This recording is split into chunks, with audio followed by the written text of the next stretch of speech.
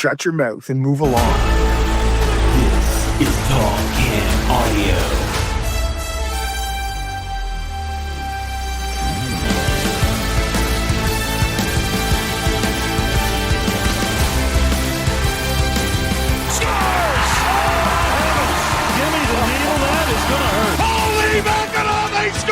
Bless you, boys! But now we're bound for old St. John's where all the girls are dancing either way. And the Johnny boys were all bound away. All right, guys. I don't know how to do the intro to the show. We'll get to that in a second. Matt Robinson with you in one of our many TCA satellite studios, not in the official TCA studio in beautiful Bytown, Canada. Appreciate your patience. Rob and I have sort of alluded to the fact that there's some work being done around my home, which houses the studio, and so I have been evicted, at least for the moment, while some work is being done there. It won't be the last of it, but we'll get back in studio when we can.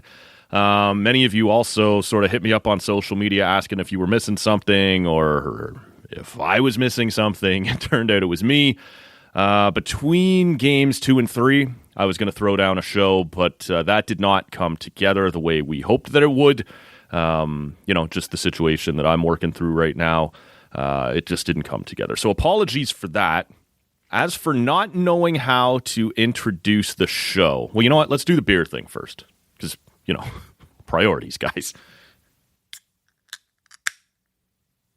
Okay, so this is, as we continue this little game we're playing, this, fear meter or concernometer or level of concern based on the ABV of the beer I'm having on these shows.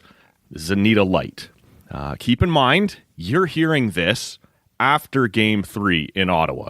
I am recording this before Game 3 in Ottawa. So in theory, this is, with Toronto being up 2-0, I felt like a light beer was appropriate. I'm not particularly worried right now.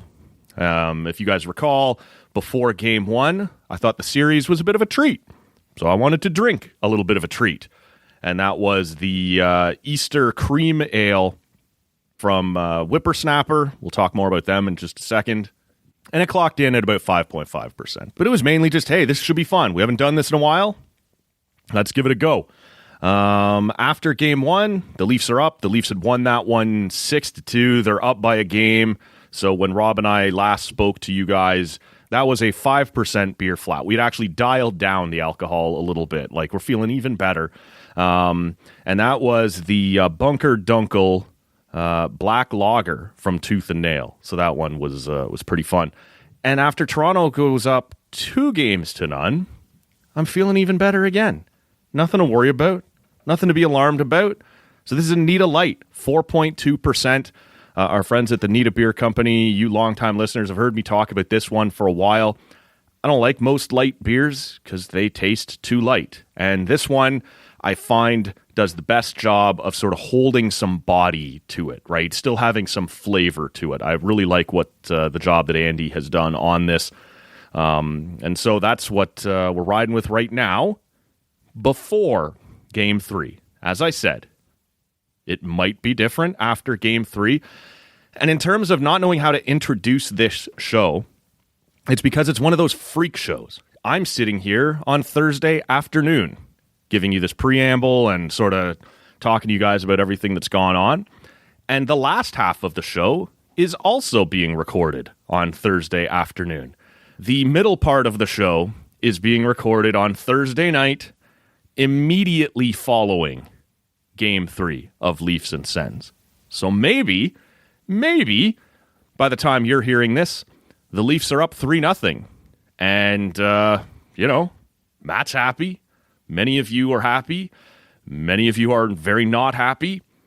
Or maybe the Leafs have coughed one up and the Sens have got rolling, and maybe gotten rolling in a big way, in which case a 4.2% is not the appropriate beer. We'll get to that in a second. Rob is going to join me, and we will talk all about the Leafs and Sens after 3 games and where that stands. He will join me on the phone, and we'll talk to you guys about that and how the series looks at that point. But in terms of like how to introduce the show, as you guys know, sometimes I like a little pun. Sometimes I like a little wordplay. Do I come in excited? Do I come in defeated or angry? Has there been a horrible officiating call that I'm going to hold on to for 3 days? You know, you guys know who you are. You know, how do I frame up the show? I guess you just got to play it straight. Because I don't know, by the time you're hearing this, what's happened in Game 3. And that's kind of fun. But it also makes it a little odd to tee up the show. I mentioned the Whippersnapper Brewing Company a moment ago, where we started this little journey of the level of concern. They have a new beer out. We referenced this when Ian was in a week ago. Ian is the head brewer over at the Whippersnapper Brewery. And they have something out for you Sens fans. I guess you could drink it too if you were a Leaf fan. I don't know, maybe you're just being a dick and don't want a Sens fan to get his hands on it. Kind of like playoff tickets at the Canadian Tire Center. It's called Let's Go. It is an Ottawa Senators themed beer. Obviously, the Sens have not been in the playoffs since 2017. Ian, as you guys know, loves to kind of keep things fresh, new stuff always coming out of the brewery. And to mark the occasion of the Ottawa Senators getting back into the playoffs, first home game, Let's Go is available now at the Whippersnapper Brewing Company that is in Bell's Corners. They always make great stuff. Stop in there, pick up a couple of a couple things. They do a nice job. They do nice beers, nice pizzas, all kinds of nice stuff going on there in the brewery. So shout out to the Whippersnapper Brewery, despite their poor taste in hockey teams. And get in there if you're a Sens fan and grab that Let's Go to mark the occasion of your Sens being back in the playoffs.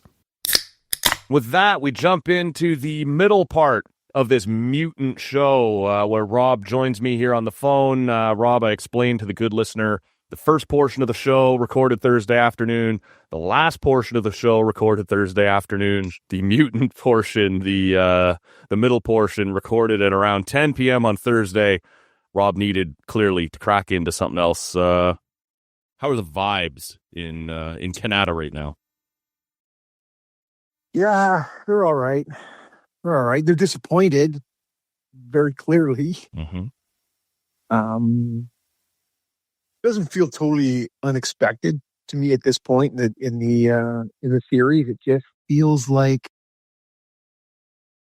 Ottawa's lack of scoring and Toronto's quality just seems to be a little too much for Ottawa to overcome. That's what it feels like to me at this time. Let me ask you this, because we used to debate this a little bit, the importance of face-offs. Now, I was the one who would downplay it.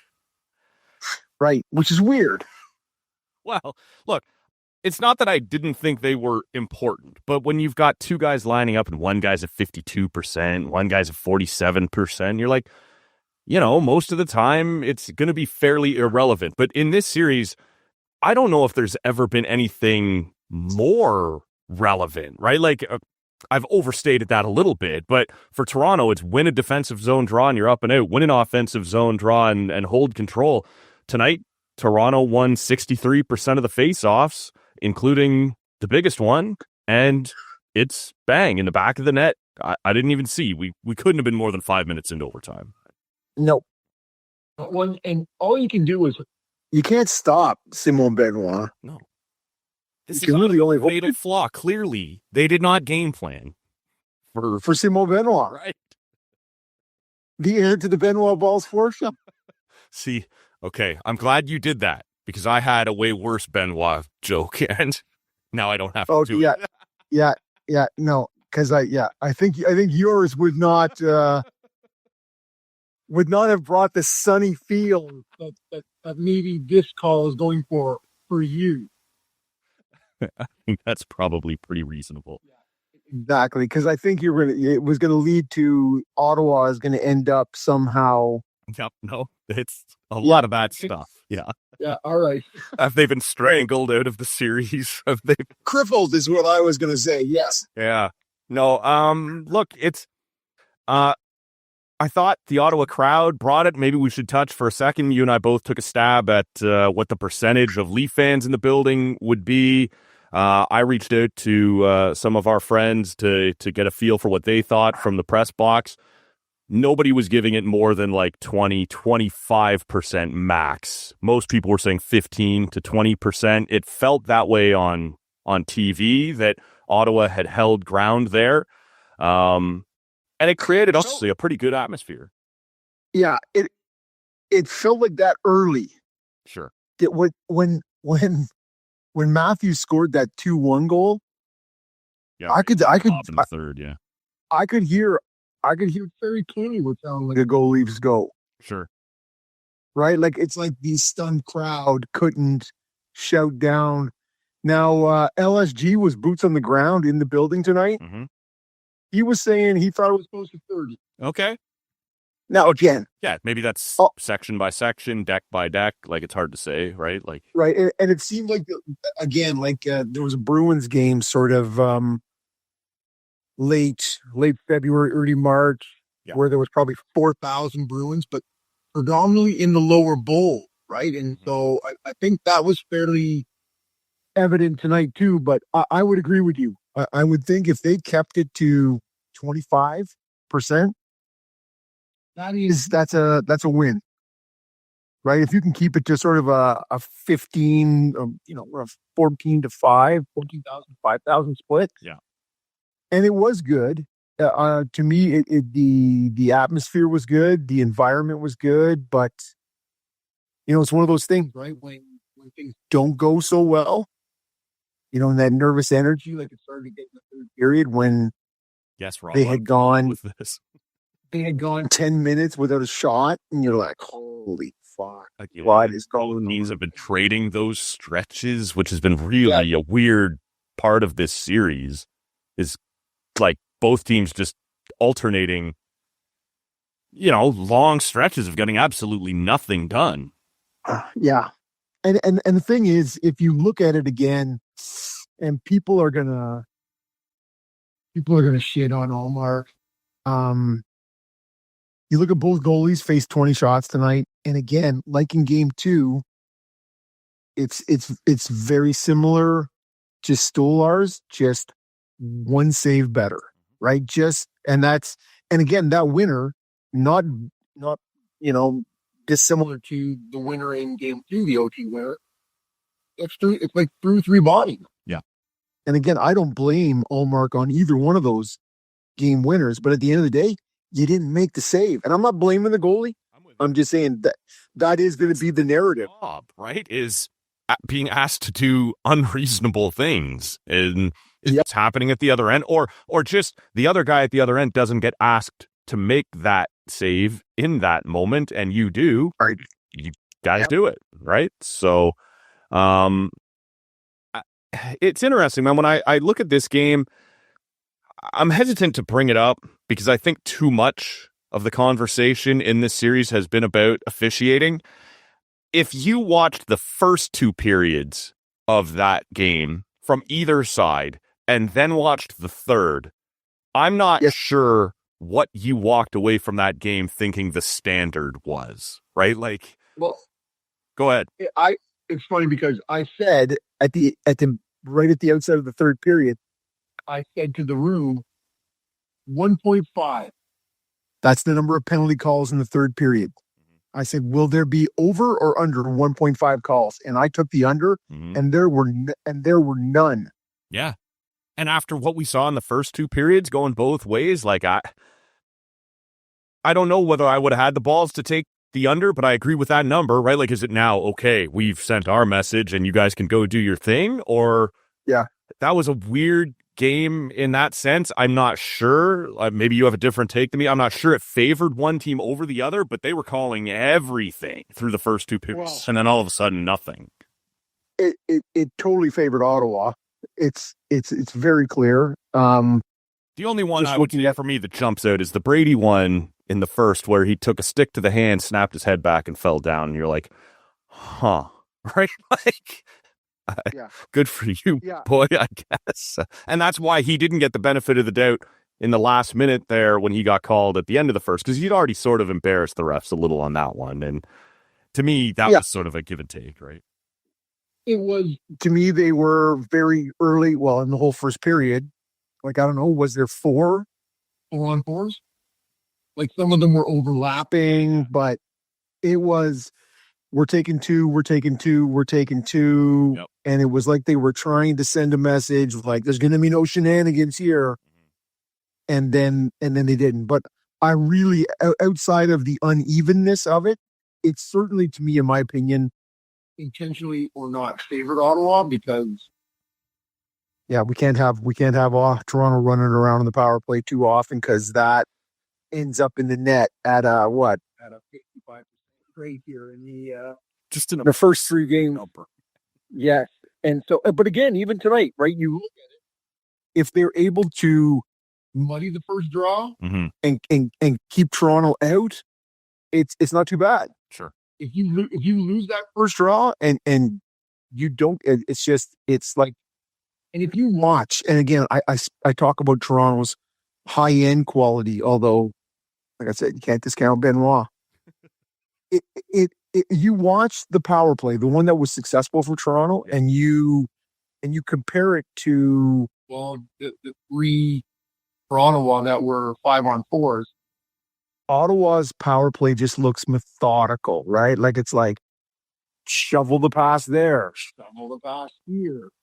The one that the Toronto one that was successful, they whipped that puck around like it was on a string, right? Like it was bang, bang, bang, bang, and then it was to the net. Now again, it sort of was what it was, but it's to me that is the quality I speak of. It's Ottawa's power play has been good for the most part at home, all season, but it just looks like they were really methodical and not in on three is the one that stands out, right? Where Toronto seemed to, or maybe it was only a 4-on-3 now that I think about it, but no, there was a 5-on-3 in the third there briefly. Yeah.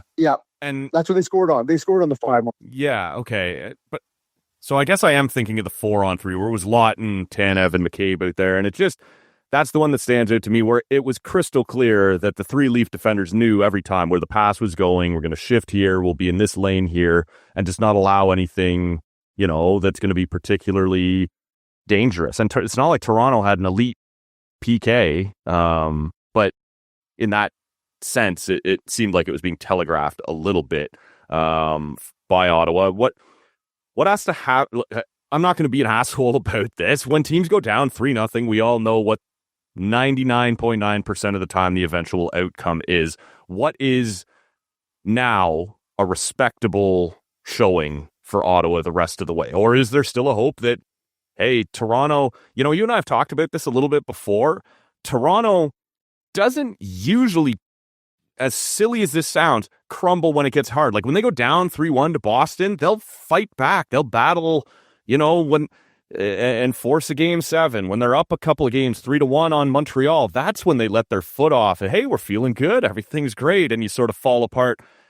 Maybe there's still a little bit of that prayer in there for Ottawa, but what's now a respectable showing the rest of the way for Ottawa? It feels a lot like a gentleman's sweep, doesn't it? Right? It feels like a game 4 win here, and then you go back and you lose in Toronto. That's kind of what it feels like to me. Like it just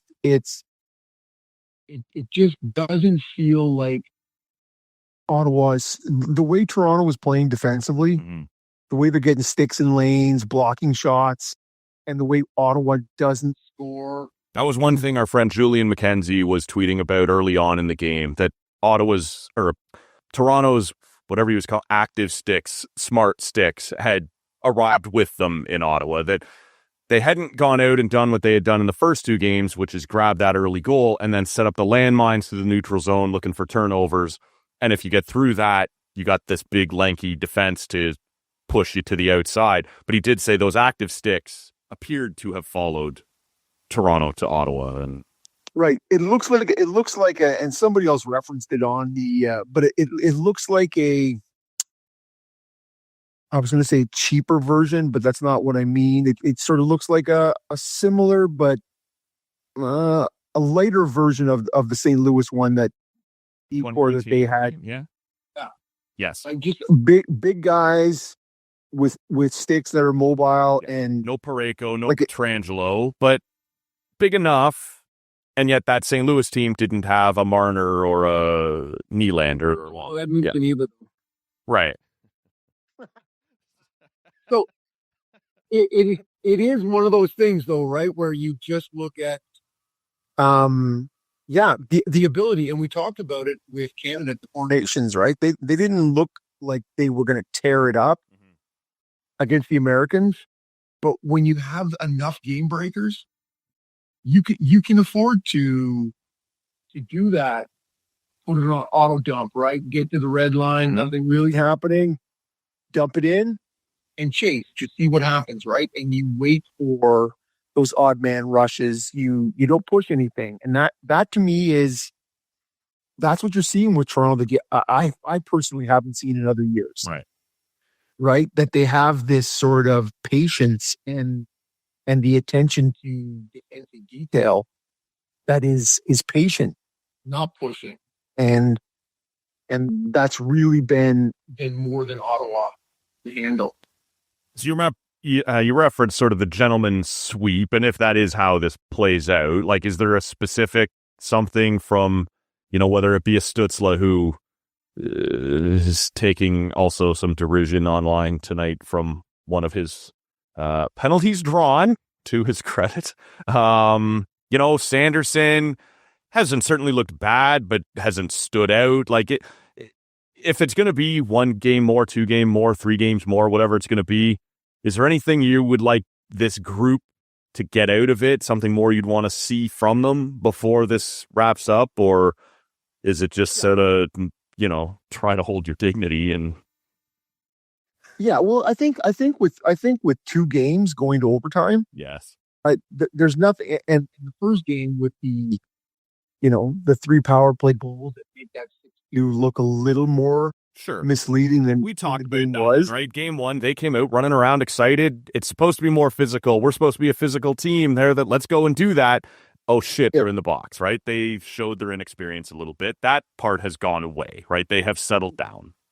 Like I feel, and it sounds defeatist, but the reality is, you were down 2-1 in the third in both the second and third games, and they pushed in overtime. Like, to me, the games have been very even in a lot of ways. There hasn't been, like, Toronto stole game 2. Like, Ottawa deserved game 2. Yeah. Well, you know what they say, right? Deserve's got nothing to do with it, right? And so at the end of the day, you look at, you just, again, with the patience approach, that sort of laundry list of errors that occurred in that Max Domi goal, right? Whether it be at the offensive blue line, again at the defensive blue line, and everything else that happened in between, right? The poor stick check by Cousins, the flyby by Brathwaite, the screens. Like, if you're not going to get up there and block that shot, there's just so many. So to me, it is that sort of in the key moments, Ottawa hasn't been able to muster up what it needed to do and get the job done, and Toronto has, right? And that is not that's not a coincidence, right? When it happens multiple times, and man, OT winners can be a fluke, right? Anything can happen, but when you're getting them routinely, you're making good things happen, right? And so, to answer your question, which I, in a meandering roundabout way, right? I feel that that Ottawa, in a lot of ways, I think, is probably gotten already what they're going to get out of this series, whether it ends in 4, 5, 6. Mm-hmm. I think they're gonna get all the lessons that is needed, which is all those 50-50 puck battles that you need to just dig in a little harder, all the cliches, but the truisms that come with that, right? Which is, you got to make those things happen. You have to be sharper. You have to be more details oriented than you do in the regular season when it's Tuesday and Columbus is in town February. Yeah, no, and there are no bad teams left. You have the 16 best, and you can't afford lapses in games because they'll kill you. And I think that's the lesson that Ottawa's learning right now. And I think they've shown a little resiliency. They've pushed the 2 games to overtime. So I think already they're at a spot where they're like, yeah, okay, I think we can learn from this. We'll take another run at this next year. I feel like that. Or maybe that's just me. Yeah, and it would be hard to be optimistic down 3-0. Look, that's just the way. And look, Sens fans don't want to hear me snicker like that when I say it, but that's where we're at, right? 3-0. Right. I get it. It's the Leafs, and sure, things are on the table for calamity to ensue. But yeah, but you don't honestly feel like not right now. I do not feel. We've been doing this. The ABV of the pint to indicate my level of concern, and it was 5.5% to start the series. It was 5.5% straight up, a straight up 5% going into game 2, and going into game 3, I was at Anita Light, 4.2%, up 2-0. At 3-0, I don't know. Am I having a glass of water, like finding an even lighter light or something? So in that regard, no, I don't expect the Leafs to blow a 3-0 lead. Could they lose game 4 and come home or what? Certainly those things are on the table, right? You said Leafs in 6. I said Leafs in 5 or 6. It was a wild card team versus a division winner. And, the Leafs haven't earned a lot of respect. So I get it when people were not super anxious to give them a wide, whatever you'd call it, edge in this series. But no, I don't expect that this is about to get really hairy in any serious way. So we'll see. But I don't really know. One of the things I wanted to ask you before we wrap up here, and certainly if you had anything else you wanted to tack on, we can. But the conversation that you and I have had a bunch of times, it's been on local radio, it's certainly been a thing online, was going to be the thing we talked about earlier, the number of Leaf fans in the building. I have a feeling the number between game 3 and game 4 may balloon. Now that season ticket holders weren't going to sell in game 3. They're coming home 0-2. No one's in trouble till they've lost at home. Our first playoff game in a little bit. We're 3-0 down now. I've made a significant financial commitment. Some people have bought next year's season tickets in order to get access to playoff tickets this year.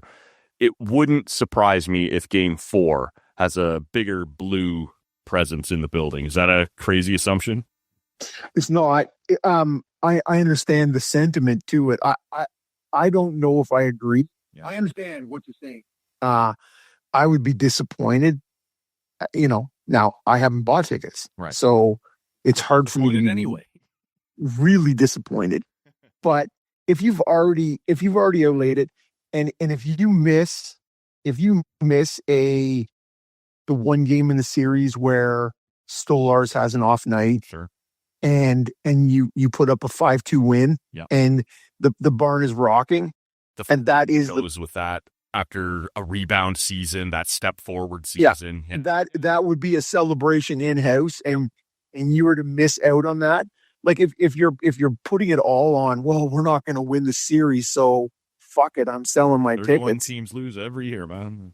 So you're just like, you're missing the opportunity, and that's what live sports is in the playoffs. And again, I'm going to watch the game. Sure, I will be invested. I will want to see the guys in black win. Take a pound of food off these fuckers, right?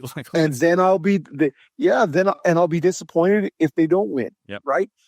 So that's what sports is about. And so I have heard that expressed. Mm-hmm. I'm not sure that in a season where if people stand back and look at it and go, yeah, okay, we've had an 18-point increase from year over year, mm-hmm. and you go, and you've had a tightly contested series. Mm-hmm. Yeah, it's going to be shorter than you thought, but you're still sort of selling off an opportunity to rejoice and jeer at the blue horde in the building, right? Sure. Like, so to me, it is one of those things. Hey, now, and with all the just on this subject, like, Leaf fans still sort of, because we've had nothing better to celebrate, hang their hats on. Hey, that first time we hung our, we went toe to toe with Washington. 6 games, 5 of them were a 1-goal game, right? Like, there's something to be said for when you're taking that step forward with a young group. Make it hard. Don't fold now. Don't, whatever. And I don't expect the Sens will. If you're a part of that Sens fan base who has a chance to go to that game, push, right? Like, really be a part of this. And there is pride to be taken when you finally make that big step forward and get in. There's a reason for Sens fans to feel like something has been accomplished this year. And obviously it doesn't feel like that on the night you've gone down 3-0 in a playoff series. No, but it's happened, right? That is a real thing. And to me, it's I looked at it and went, oh man, you had that game too. We didn't have it, but there was a one-shot chance, right? Like it was, and you come home with a split and you feel much differently. Yeah. Right. But down 2-0 and you're just like, Ottawa's never come back from a 0-2. Right. Like ever. And so you're like, it just is as with a Simone Benoit's heating up. Yeah. With a new group. And I say new group, new experience to it. And you just sort of go, it felt like it may be a hill too far at that point already. Right. So you still want to see the win tonight. And it didn't happen. But there is a bit of, reality set in, right? Where you're like, all right, it's not really, and it makes you feel like, man, these playoff things suck, man. I've been waiting for 8 years, and you go, kind of blows, man. Yeah, well, I know you have, and I've snickered, and I know. And so you just sort of go, like what's it? Columbus, at least Columbus goes, yeah, but if we got in, we could have. You're like, yeah, but you didn't. Everybody like, yeah. I cut you off just a minute ago. You were going to go somewhere else. No, just with the chanting. Yeah. And they were at one point. I'm like, are they chanting Matthews Balding? Yeah. Honestly, that's what it sounded. They were. Yes, they were. It was Matthews Balding. According to, a lot of the media types in-house, they were having a good laugh, as you would, right? Like, go Brady, and the Brady chant, obviously he's coming home and whatever, and response, it was Matthews Balding, but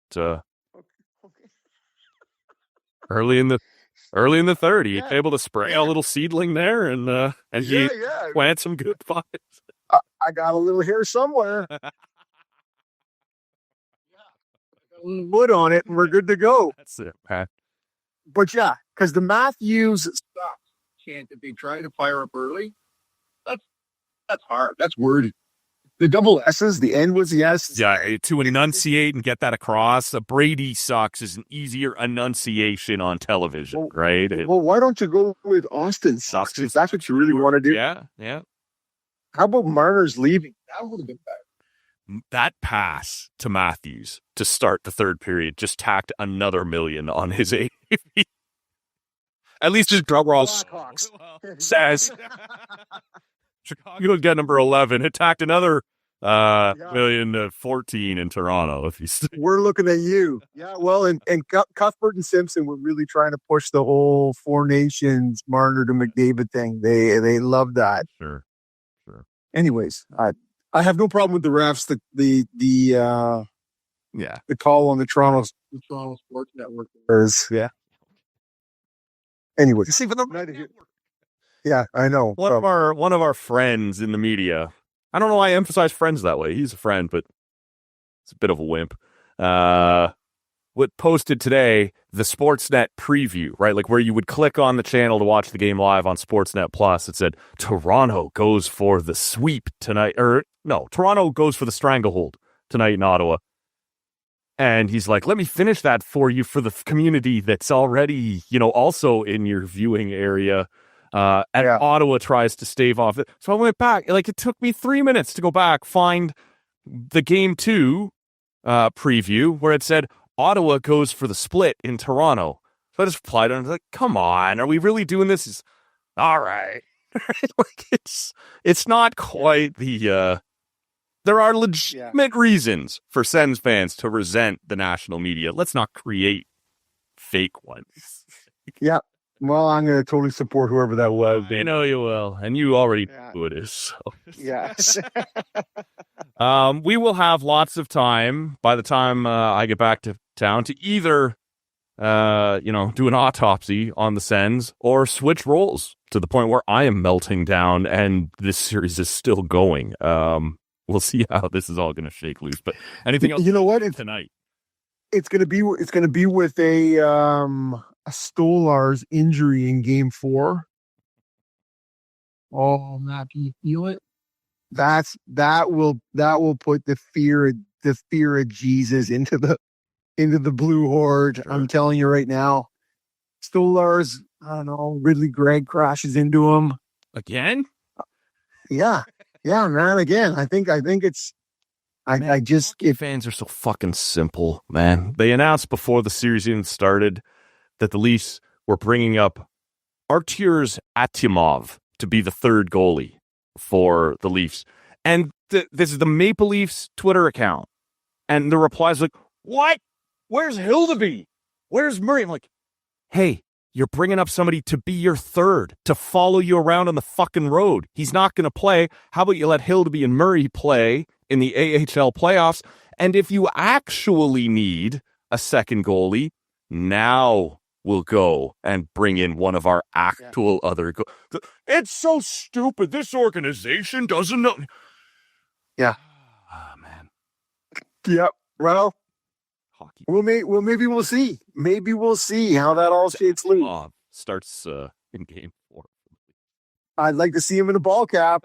Some balls in there, man. I can tell you that right now. No, I'm not allowing that into the universe. We're gonna carry on as I've already never put it out there. No, yeah. I'm gonna manifest that, Matt. Anything else for tonight? Just the beer I was having tonight. Because it was later, I sort of. But I was in to see our good chum Andy today, and I grabbed up something I have. Which was the Duchess of Fife. Yeah, Golden Ale. Yeah, he was telling me about that. It wasn't ready the last time I was in there. Any good? Okay, well, I had one on tap, and I've got one here in the can, and so it's it almost tastes like a really lager, yeasty sort of yeast forward flavor, but it would be great for the cottage. Okay. To me, it's that kind of beer. So.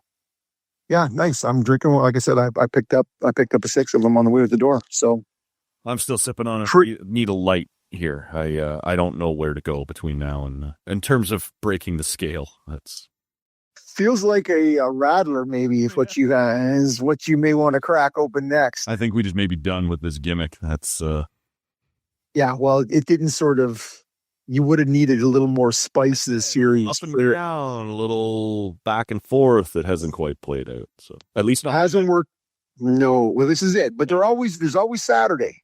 Yeah, there's always Saturday night. Go 7 and maybe back into the leatherback rum from north of 7. Things could carry in a hurry, man. This is it. And now I'm just here for the grind. Yep. Now I'm just here to push it out. If we can't. If we got to leave early, if we can't take Oliver Ekman-Larsson with us, or Simone Benoit, that fucker. Yeah, well, I don't know. We'll leave him to run. He can't last. This heater can't last. Or can it? So at this pace, yes. But anyways, that's what I got. I'm glad to have done hop on here. It's been not therapeutic. It certainly is good to talk it over. Sure, man. That's where we can leave that, I suppose, right? We'll see what happens. At this point, Panthers up 2-0 on the Lightning, and they don't appear to be bad at all. And how about that Matthew Tkachuk guy? That Matthew Tkachuk guy looks like he's still damaged, eh? He's a ringer. he looks less damaged than his brother. 100%, man. Like, honest to God, Brady looks like half of himself out there, right? Yes, he hasn't been bad, but he's clearly. That's the thing. I'll Yes, I'll wait to see what's happening with Jensen, what's going on with Greg, what's happening clearly with what Brady needs. But you know what? That's, as we said, right? Whether it's McCabe, OEL, all these guys, everybody's got something. So, hey, man, that's playoff hockey. Yeah, once you put the jersey on and step on the ice, you're ripe for criticism. So Shut your mouth and move along. All right, there goes Rob after a Sens loss or Sens win after as you joined me back here on Thursday afternoon where I have no idea what's happened in the game. The other thing I wanted to hit on here tonight was this edition of the show was this PWHL expansion. We finally got some news on. This has been taking a very long time. And finally, we got some news made official that Vancouver is in the mix, and that starts next year. This will be kicking off for the 2025-2026 season, which seems fast. It's fun because I like these sorts of stories. I can't remember if we've talked about this before on the show, but just some random person I wasn't familiar with at all, has no ties to the hockey industry, like isn't a reporter or a local journalist of any kind, but kind of tweeted out, hey, my dad is like a lighting expert in the Vancouver area, and they typically work on big stage productions and things like that. And he's been given a job to go and relight the Pacific Coliseum, which is where the Canucks played in like the 80s until GM Place was built. GM Place, whatever the hell they're calling it now. Is it one of the many? It's Rogers Place. Edmonton is Rogers Arena. The Jays at Rogers Center. Whatever. Jays. I don't want to talk about the Jays right now. They're pissing me off. To go in and relight the Pacific Coliseum. By the way, you must be done by the end of September. And so she's like, maybe it's nothing, but just putting it out there. As we were all speculating, is the PWHL doing this? Are they going west? Are they going to Vancouver? That seemed like the natural spot. Well, suddenly they're relighting for HD television and to get it up to modern standards, this very old arena, and it has to be done by the time hockey season starts. So that was a clue. Maybe, at the time you're like, it could be nothing, but it's probably not nothing. And so I like little fun hints like that. We do finally get word on Wednesday, but it's only about half, I think, of what we expected, right? They tell us we are indeed expanding to Vancouver. They will play at the Pacific Coliseum. And that was interesting in and of itself. Spoke to our friend Steve McLean from the All 60 CHL podcast and to a couple other people who said there are other newer junior hockey barns out there sort of in suburban Vancouver that maybe would have made sense as well. But you kind of want to be central, and this is a little closer to downtown Vancouver, and you want to leave a little more room. When you think of what the Ottawa Charge have done, and Montreal in a slightly bigger building, Toronto was only able to stay at the old Gardens for 1 year before having to move into the Coca-Cola Coliseum. Like, it's too big for a lot of these junior barns. The attendance is too high for a lot of these games, so you don't want to limit yourself by ending up in like Langley or wherever it was going to be, Abbotsford, in one of these AHL barns or junior hockey barns. So the Coliseum in that regard makes sense. But the thing that sort of stood out is that they only went with one team, at least so far. And I don't know how much time they can kill on this, right? Like, we've been talking since mid-March about the European women's seasons wrapping up and coming to an end, and there were players who were like, I don't know whether to declare for the PWHL draft or, to try and sign a contract late in the year. Do I want to come over and sign a contract with a team that already exists where I'm going to be a little lower down on the roster? Is there going to be expansion? What are those expansion rules? What am I exposing myself to in terms of having to move again right away? I'll wait and I'll see. And actually, this goes back even further than that. There was talk about the PWHL trade deadline, and it was moved back a couple of weeks while they were trying to make news, trying to make decisions on expansion. So this dates back a little while. And so now we have found out that there is one more team, and it's in Vancouver, but I can't imagine they want to play a season next year with just 7 teams. And I really can't imagine they want to play a season next year with only one out there. And if you look at this through the eyes of, let's say, the PWHL Charge or the Montreal Victoire, am I flying out to Vancouver for a road trip to play one game and then flying home when everything else is so pulled together. Boston, New York, Montreal, Ottawa, Toronto, Minnesota. It's rough. Like, you have to go out there and maybe play a 2 or 3 game series. And every Vancouver road trip is coming all the way east. Like, we talked about this a little bit with our friend Michaela Schreider. Maybe this doesn't make sense until you've built the bridge, right? First we go to St. Louis, and then maybe we go to Denver, and then maybe to Calgary or something, and you work your way out there. But they obviously decided Vancouver is the market. This is where the passion is right now. There's an arena deal there, obviously, to be made. Obviously, Vancouver showed out brilliantly during the takeover tour that they did this past season. So they decide we're going right there. I have to think by the time this is all said and done, and there was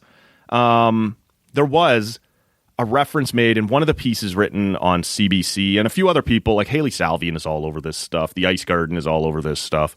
But there was specifically on CBC a mention that the league was still optimistic that they would add one more team before next year. And like, the timeline's getting tight. Like, we are almost into May. And so if you're going to have to light another arena or, you know, add extra dressing rooms, that's another thing that's going to have to happen at the Pacific Coliseum out there.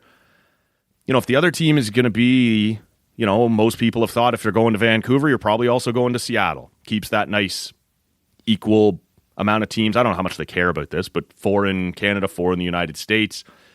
It's another team that's close to Vancouver.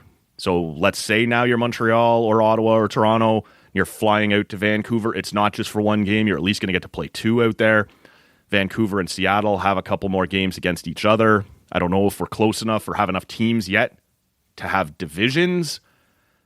You know, what does that look like? Minnesota is now in a division with 2 teams in the Pacific time zone. I don't know where this is all headed, but right now it looks a little lopsided. It looks way out there, and even more so at 7 teams. So if there is going to be another announcement, and they are still optimistic that they can add one more team before next season, man, it's got to be soon. And it's got to happen fast. And I'm a little surprised. I think a lot of us thought if there was going to be an expansion announcement, it would be 2 at once. Vancouver and Seattle. Or Vancouver and Denver. Or whatever that looks like. Because you're running out of time, and right now it looks weirdly unbalanced. It looks, it's anything but a shot at Vancouver. I get why they went there, and I'm sure it will be successful. But you're sort of out there on your own. Like, at the moment, you're in the middle of nowhere compared to the rest of the league. So I can't imagine we go more than another week, 2 tops, before we're getting an announcement about another team out west. Probably Seattle.